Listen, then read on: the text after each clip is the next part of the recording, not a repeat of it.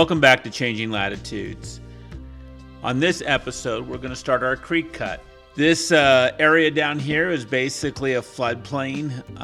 As you saw in the beginning of the video, there was quite a bit of overgrowth. We had some folks come in and trim down all the dead trees, but of course that just left us some odds and ends laying around. So then we had another group of folks come in and use a skid steer stump grinder. It takes all the brush on the ground and just obliterates it, so sending it into 10,000 pieces in every direction. So after everything was cleaned up and ready to go, I stepped forward into measuring and finding out, did we have a drop that was going to work for us? Of course, it was dropping to our culvert because the water was naturally finding its way there anyway. But I wanted to understand what that drop was over the course of 650 feet. And as it turned out, it was 6 feet. So it was only a 1% drop. And given that, what would I have to do to keep the water corralled into the creek? So went around, took my measurements, and everything seemed to plot its way down. So it just seemed to me like the next step was to start getting to work and cutting this creek.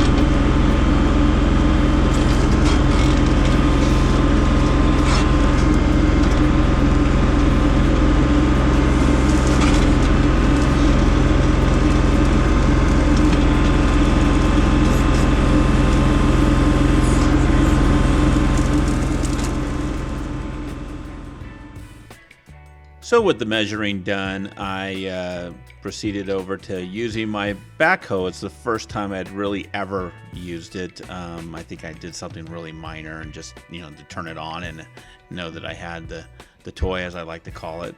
But this was really kind of exciting for me. We had this west culvert here is technically not on our property. That fence that you see in the picture there is the neighbor's fence, but it's a person who owns about 350 odd acres of just rural land, and so it's basically land that we are able to somewhat traverse, but with respect and all of that.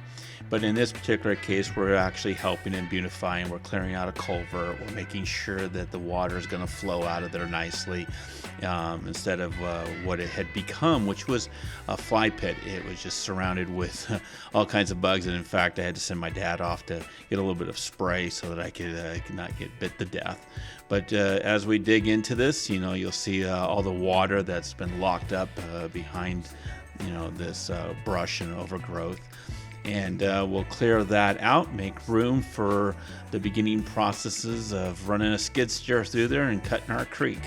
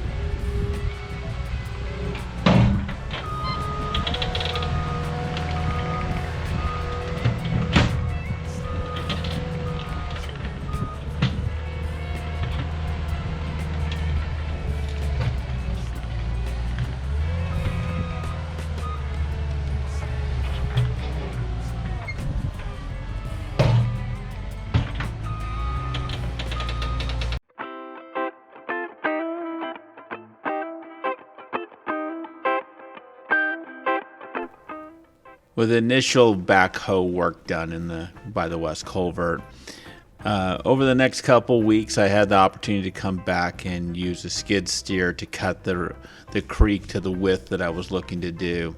Again, this is one of those things, if you had the ability to get a mini skid steer in here and dig it out correctly, it would have probably been a better choice as far as equipment goes. But then still, I would have had to have to move it over to another location, which in this particular case, some portion of the dirt that I was putting into play was to bring up the shorelines.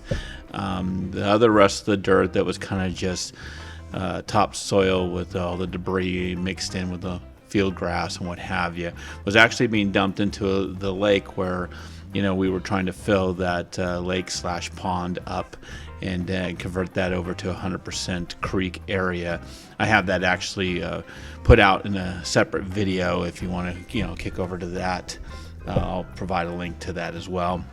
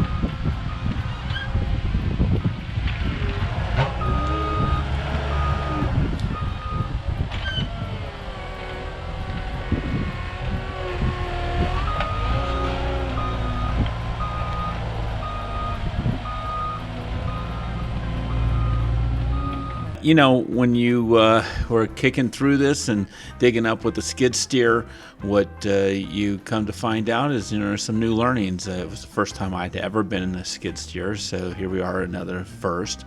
And so I was learning the equipment at the same time, trying to dig a creek that would not come in too shallow, too early. ahead of the drop. So that was why I was going around and measuring, is to make sure that I was not going to drop too quickly. So, by knowing that there was only a 1% drop, I was basically cutting this flat and just keeping it gingerly. And if I had to make up some ground in the last 40-50 feet of the run, then I would do so.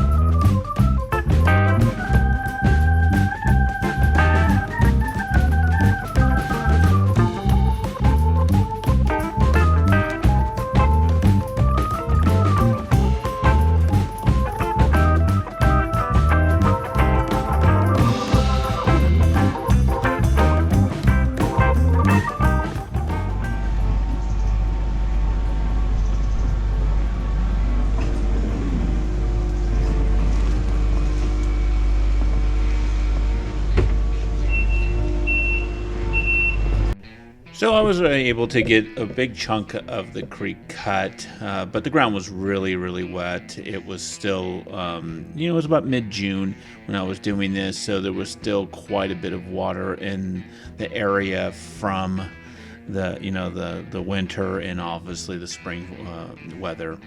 So, let it dry out, came back a couple, 2-3 weeks later, and started digging away with a different skid steer, which of course, new tool, new learnings, but generically the same thing. So what I did here with the ground a bit drier, I carved it up a little bit nicer, made it a little bit cleaner, and worked on my shorelines a bit.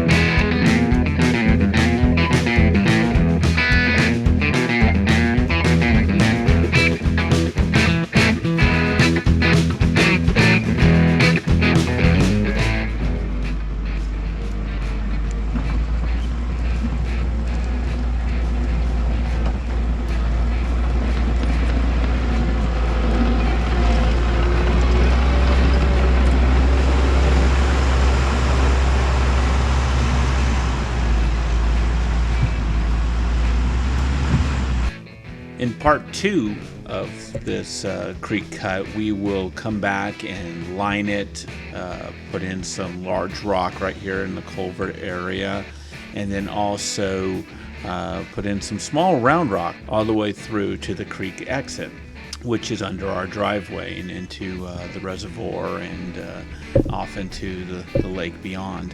So, we've got some real learnings in the next episode that will ultimately play out, and I'll share that out in that part 2 of this series.